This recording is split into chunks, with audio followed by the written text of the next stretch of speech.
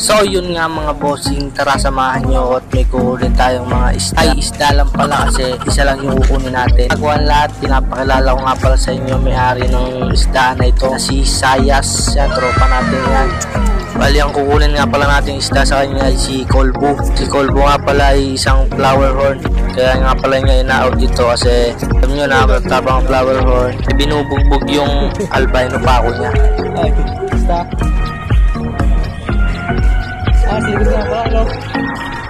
Tapos yun nga, nakita ko yung dati kong classmate, nagkamustahan. Yan si Paring Dalisay.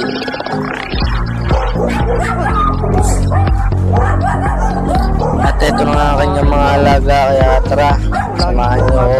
Bisitahin natin, tingnan natin kung gaano kagaganda alaga niya. Ito nga pala isang albino na tiyana, no? Ang laki na nung boy. Aw. Tapos dito ang mapapansin nyo, yan yung albino pa ako na binugbog. Yan nga pala yung puro sugat, kabila ang katawan. At eto na nga si Kolbo, ang ating sinadya.